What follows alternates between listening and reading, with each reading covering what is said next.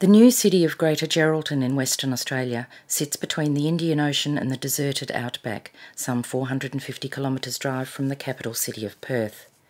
There are development opportunities. The area is rich in iron ore, gas and oil, as well as alternative energies, wind, wave, solar, geothermal and biomass. And there are new technological advances.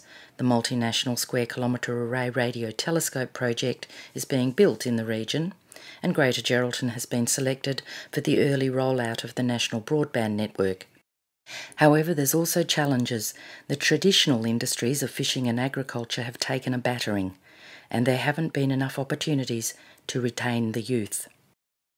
The problem, as always in times of change, is to make sure that development keeps what's important to the character and lifestyle of a place, but meets the needs of the future.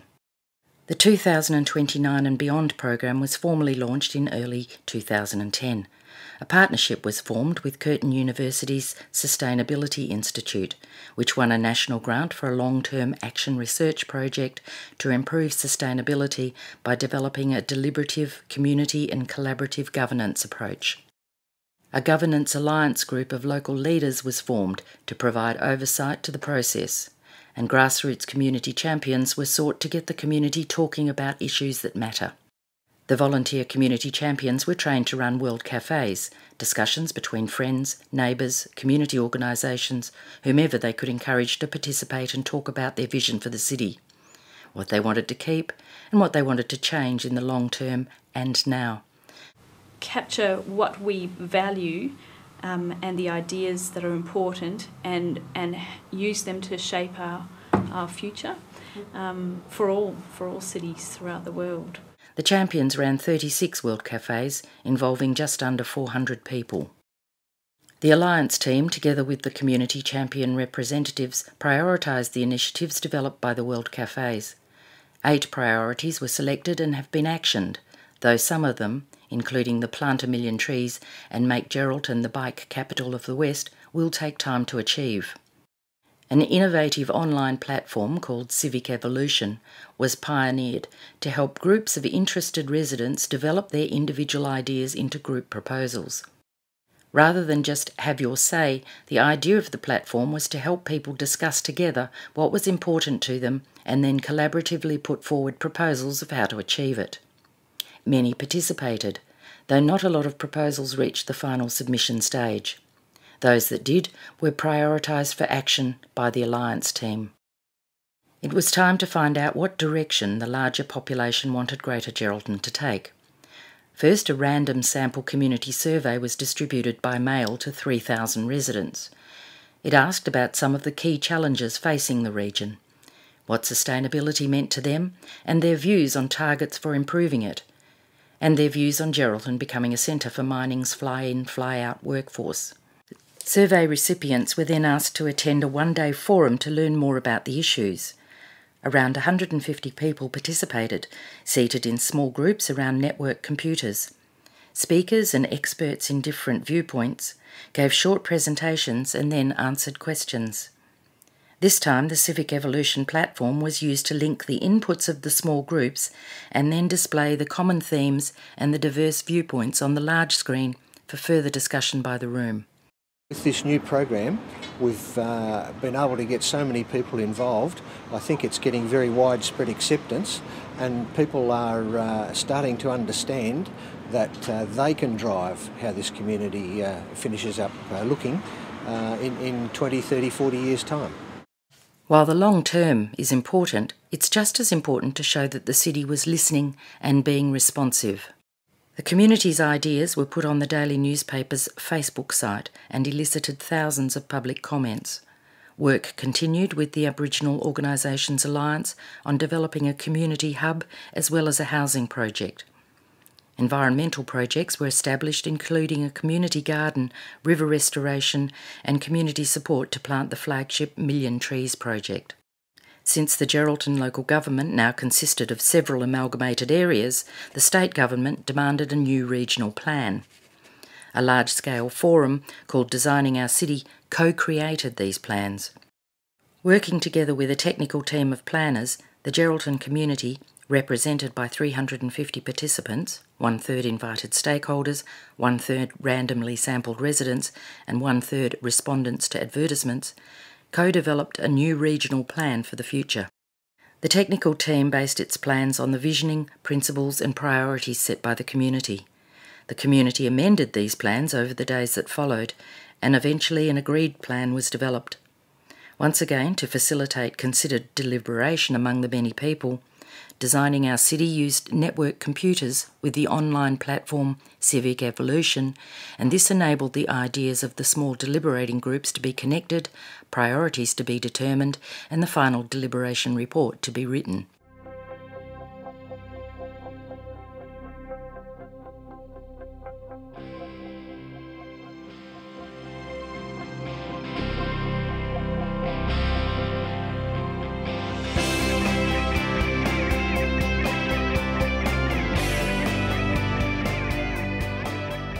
What do you actually value about life in this place? I've got to go back to my fresh air, my ocean. But I like the Aboriginal heritage of this area. There's really rich heritage here, but we probably need to bring that out a bit more. Together, so the communal sharing of the beach and the ocean. It's got the wind, sun and ocean symbols on it, and I think that really brings out Geraldton's identity.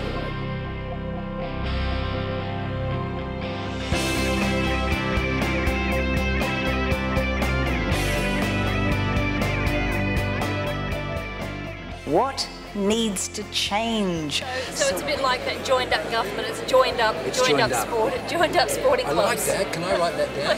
Please do. Joined up sporting. Don't flatten out sand dunes to make new suburbs like they've been doing. More investigation before areas are allowed to be cleared. Like that. Reef protection for fishing, fish habitat.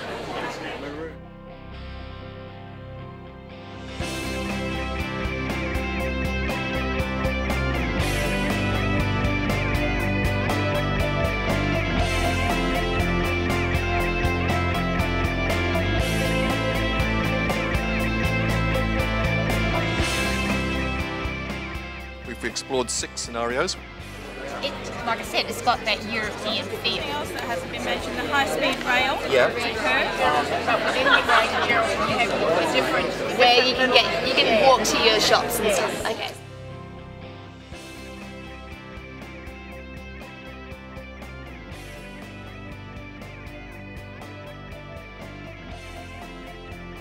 You don't have to drive too far for your doctor's visits or a hospital visit, you know. Yeah, that'd be good. Was to place static displays in vacant shops in order to bring more life into areas of town where there might not be much activity now. The big bold idea was a new public square. The strong things that came out was the role of leadership, and that it's okay to lead and be good. You know, so you talk about, and we recognise the people who are doing good. That was that someone just came along and said, this has been a great concept, but we need to keep it going. And I think that's really important.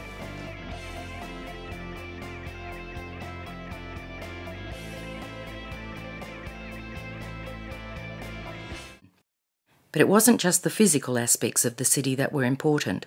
There was a clear message coming through about an intangible element that the residents were calling the Gero feel, the special feel that locals have about living in Geraldton. A new project was launched to identify the elements of the Gero feel. What was it? How did it manifest? How could it be incorporated into planning? Once again, the community champions were put into action, this time running conversation cafes, opportunities to talk in actual cafes about what it was to live in Geraldton. In addition, stories, poems, drawings, paintings and photographs poured in. And what emerged was the importance of not losing the small town feel, the sense of belonging that holds the community together. This was the springboard for the next major development, the development of the very first Community Charter, a one-page document, easy to read and clear in intent. A covenant between the city and its people, based on the 4 pillars of sustainability: environment, community, society, economy, and underpinned by governance. It was launched at a huge picnic held on the foreshore, the symbol of the Gero feel the community was so keen to maintain and sustain. The work in Geraldton brought international recognition. The city won an International United Nations LiveCom Award for its groundbreaking work in empowered participation, and it was a finalist in an international award for vitalising democracy, administered by the Reinhard Mohn Foundation out of Germany. 3 years into the project, the impetus to proactively address climate change had abated, and the global financial crisis had struck. However, in another spark of recognition, Geraldton was selected by the international tech company IBM as a global winner of their Smart City Challenge.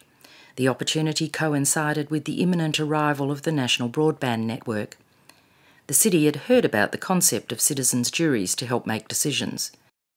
It was time to test the idea, to enable everyday citizens to respond to the ideas of the Smart Cities Challenge and to develop additional proposals of their own on the city region's digital future. Invitations were sent to randomly selected residents, asking them if they'd like to participate in a series of workshops with IBM and help develop the Smart City strategy. The result was hugely successful. The citizens' jury approach was welcomed by the community and the council. The jury also formally presented their final report to the Federal Minister of Communications for his consideration. Having achieved a plan for the whole region, it was time to apply the big picture to precincts. Several precincts were selected for renewal, and deliberative democracy initiatives were used to develop precinct plans, together with local people.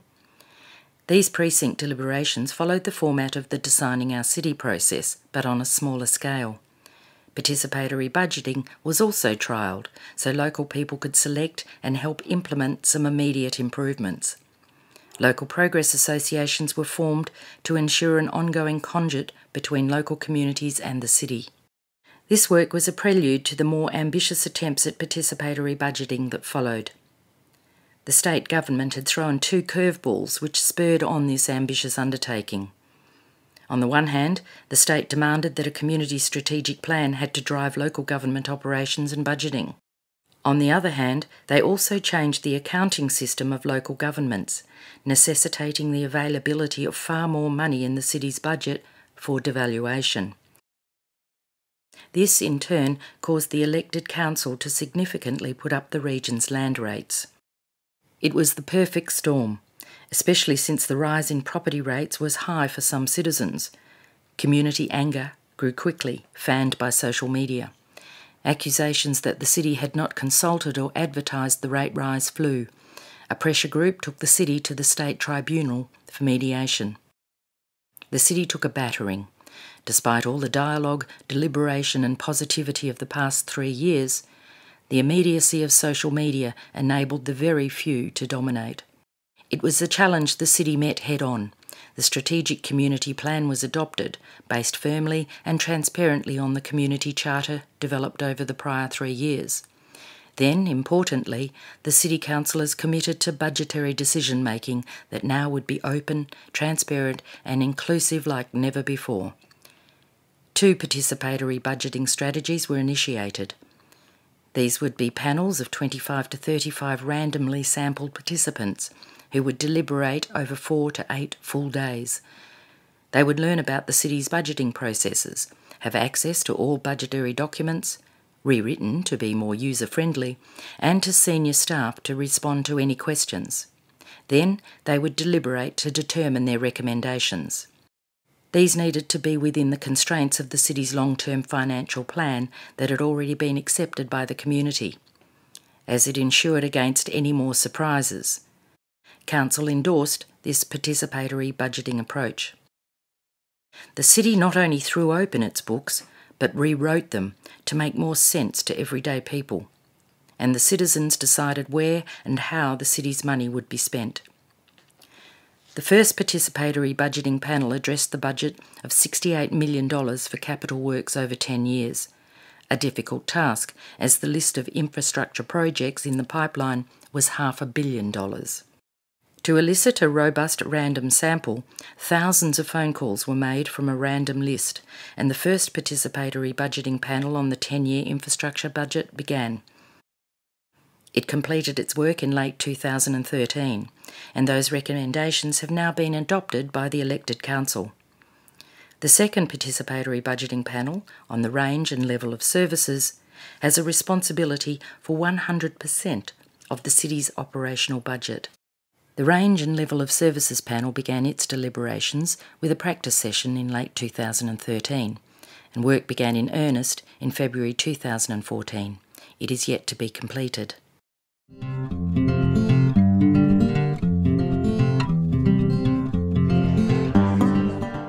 Like other local governments around Australia, the City of Greater Geraldton is challenged with balancing the needs and aspirations of its community with its ability to pay. So, in 2009, the City embarked on an ambitious program called 2029 and Beyond, engaging more than 3,000 people in a plan for the city's future. A key outcome was that citizens wanted ongoing involvement in decision-making, especially about how the money is spent. So #ChangesCGG was born, a project to embed participatory budgeting and deliberative democracy in the decision-making process. Panels comprising local people, chosen at random from the Greater Geraldton community, are the foundation of the city's new budgeting process, helping develop criteria and prioritising expenditure on capital works and the range and level of services provided.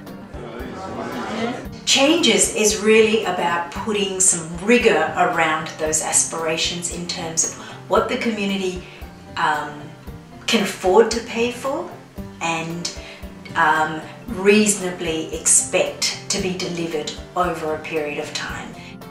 We then want to get the community involved in setting the criteria to decide what projects we would do, but also to set the priority of which project comes first and which project comes last. And I guess that's how we got to where we are today. What we're trying to do, and this is really different, is to get people to understand the dilemmas, the problems, the complexity of what the city has to deal with all the time, and the council, and to get them involved enough in that process that they are able to come up with a response that is very community-based, that is based on their community values, on how they see the world, but at the same time understands enough of the complexity to be able to do that sensibly. Historically, local governments have sort of locked away the capital works budgeting process to a degree, but City of Greater Geraldton has decided to basically open up the books and share the experience with the community and actually seek advice from the community as to how we should be evaluating our projects. So it's an incredible step forward, I think. I think from our perspective it's actually added so much value and rigour into our assessment criteria. Everybody will be able to take a bit of a step back and say, okay, what does it really mean? You're actually looking at it from a community perspective. You're actually trying to give a heart and soul to that local community.